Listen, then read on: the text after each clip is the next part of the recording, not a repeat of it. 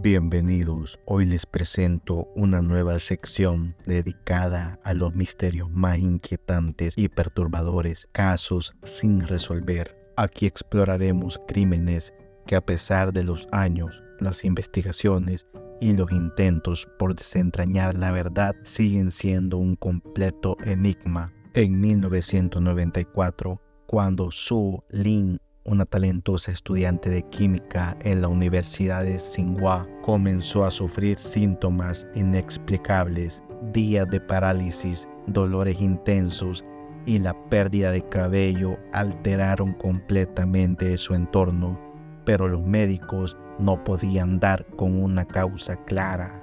Con el tiempo se descubrió que había sido intoxicada con talio, un veneno difícil de rastrear y de manejo delicado, usado en el pasado como raticida. Las sospechas pronto recayeron sobre su círculo más cercano, pero la justicia nunca logró señalar a un culpable. En este video veremos los eventos de aquel fatídico día, desde los primeros síntomas de la joven hasta el desesperado intento por salvarla, y cómo este caso dejó más preguntas que respuestas, sumergiendo a China en un enigma que aún persiste. ¿Quién quería acabar con su vida y por qué? La historia de Sue Lin es un rompecabezas que continúa desconcertando a todos. Sue Lin había conseguido con mucho esfuerzo llegar a la Universidad de China Tsinghua. La joven de clase humilde había trabajado muchísimo para levantarse un buen futuro y lograr ser una de las 3.000 estudiantes que cada año ingresan en la Universidad de Tsinghua con una tasa de rechazo del 95%. Estudiaba física y química, siendo una de las mejores alumnas. Además, era miembro del equipo de natación y tocaba 2 instrumentos, el guqin, un instrumento tradicional chino, y el piano. Cuando comenzó el segundo año de carrera, algo empezó a ir mal. Sue Lin comenzaba a sentirse de lo peor. Le dolía la espalda, el estómago, las piernas, y pronto ese dolor se manifestó en todo su cuerpo. En tan solo una semana, desde que comenzó a tener los dolores, perdió todo el pelo y la debilidad de su cuerpo apenas la dejaba caminar. Fue a muchos médicos, incontables, pero nadie era capaz de dar con lo que le ocurría a la brillante estudiante china.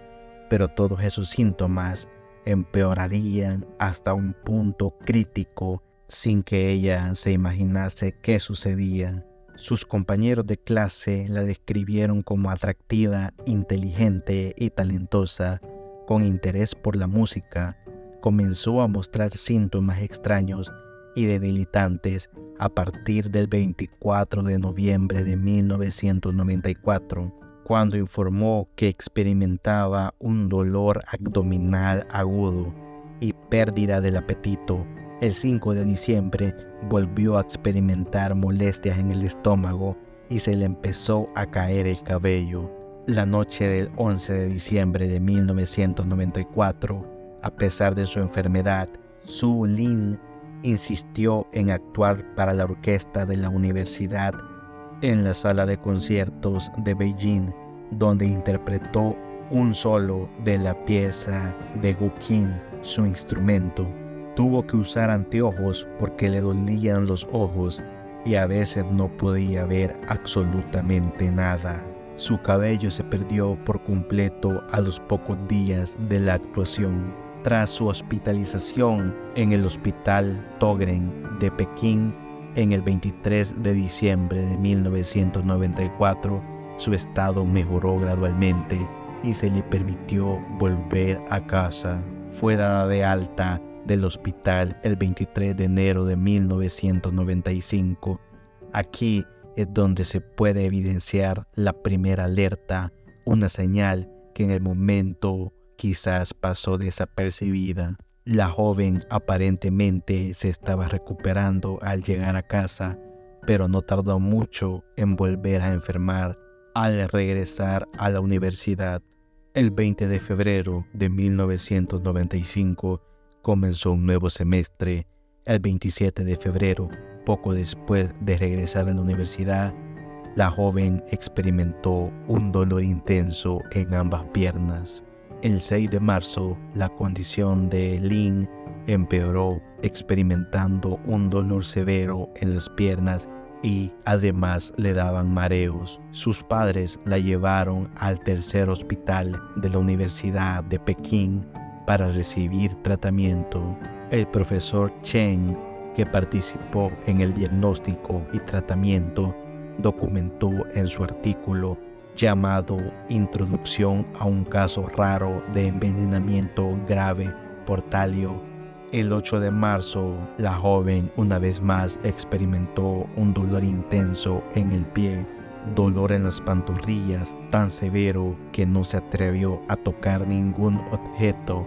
Esta vez fue más severo que el anterior y la condición se desarrolló rápidamente, extendiéndose a la espalda baja. Esta chica no podía creer lo que estaba viviendo. Alguien joven y talentosa, llena de vida, pronto se vio yendo frecuentemente a un hospital. El 9 de marzo de 1995, los padres de Sue la llevaron a la clínica de especialidades en neurología del Hospital Universitario Médico de Pekín.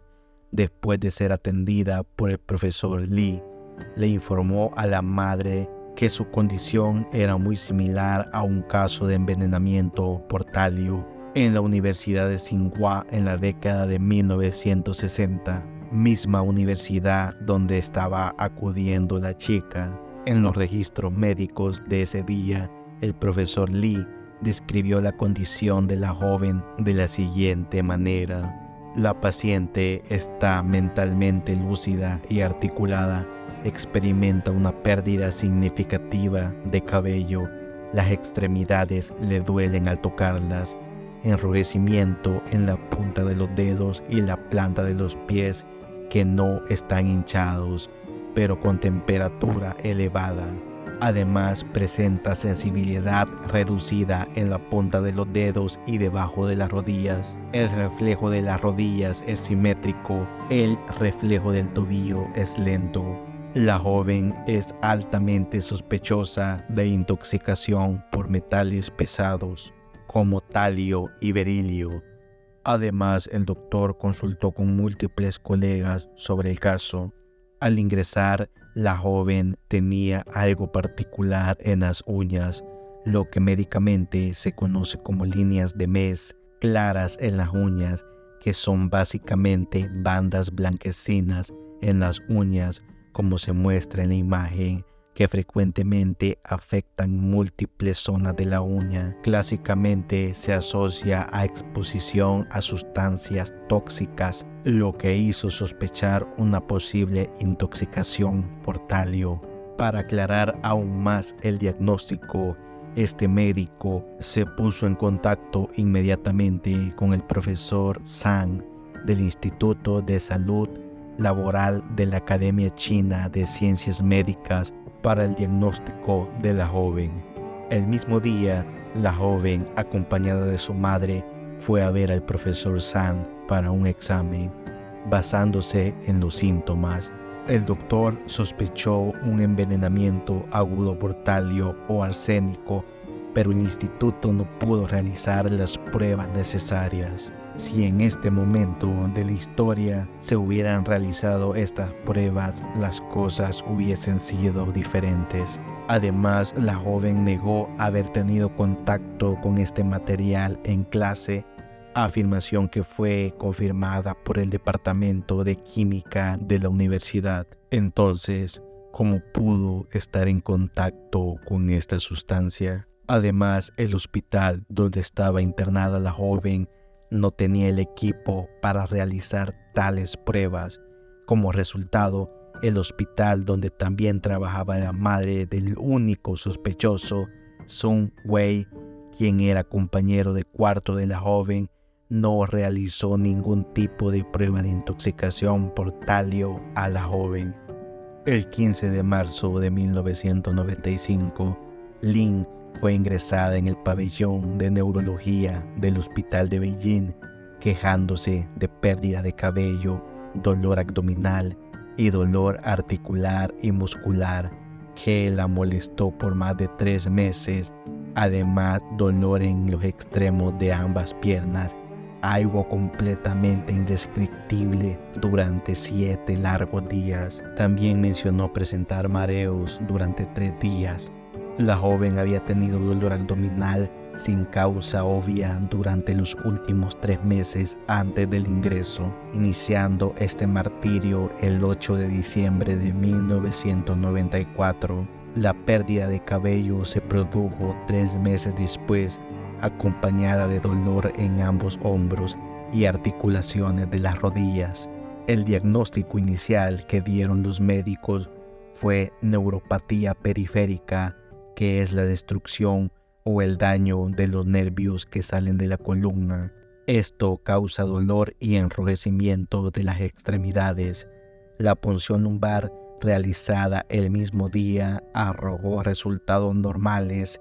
Los médicos estaban haciendo todo tipo de exámenes para tratar de averiguar qué ocurría con esta joven, pero todos los exámenes terminaban saliendo bien. Al día siguiente, una consulta de neurología descartó enfermedades autoinmunes, intoxicaciones y enfermedades metabólicas. Nadie sabía qué estaba sucediendo. Para los médicos, esto era inaudito. El hospital la trató según el diagnóstico de síndrome de Guillain-Barré, que es un trastorno poco frecuente en el cual el sistema inmunitario del organismo ataca a los nervios.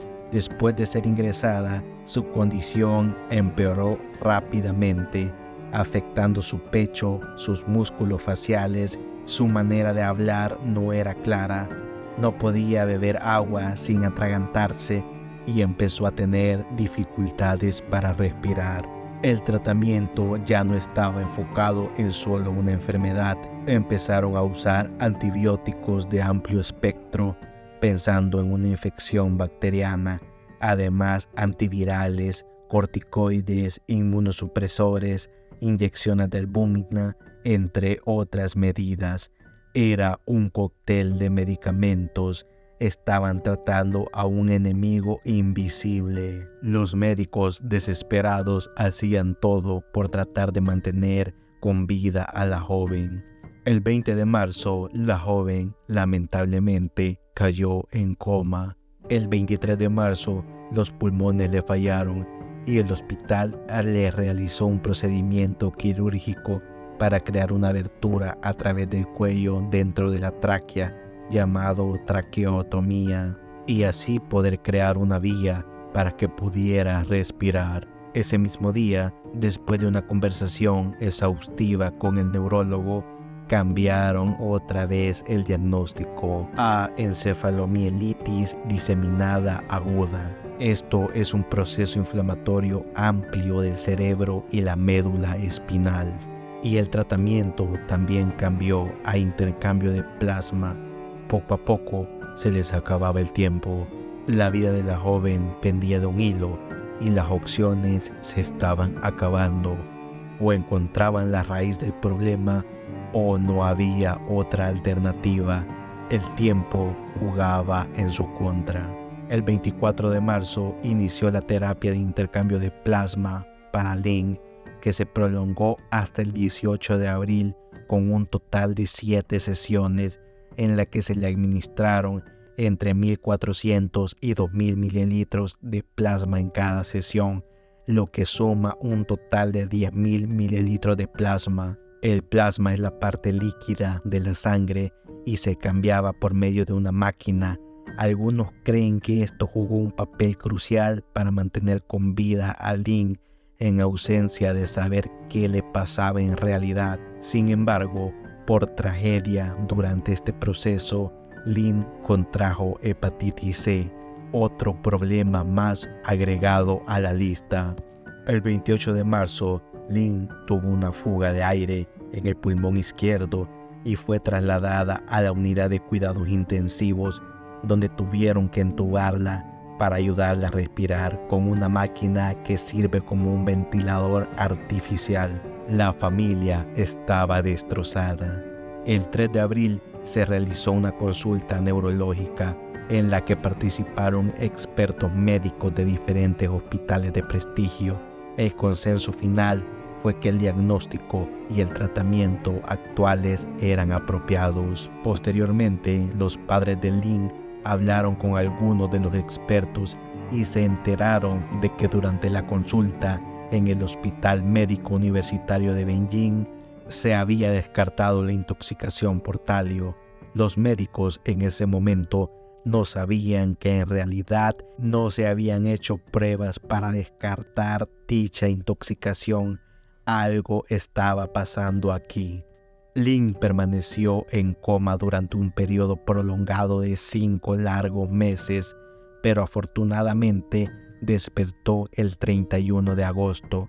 El hospital realizó varias pruebas a Lynn, entre ellas pruebas de VIH, punción lumbar, resonancia magnética, evaluaciones del sistema inmunológico, evaluaciones de intoxicación química y muchas otras. Todos los demás resultados de las pruebas fueron negativos. Durante este periodo, el hospital informó a la familia de Lynn, declarando explícitamente que se podía descartar la intoxicación por talio. ¿Cómo es posible que suceda esto sin haberle realizado dichas pruebas? Pero ¿qué estaba sucediendo con la joven? Pronto, este misterio tendría por fin una respuesta ante tal situación que atormentaba la vida de una joven con un futuro prometedor. Pero las cosas empezarían a complicarse al saber por qué la joven enfermó de la nada. Hemos llegado al final de este video. Te invito cordialmente a que te unas a la familia suscribiéndote, dejando un pulgar arriba, comenta y nos vemos en el siguiente video.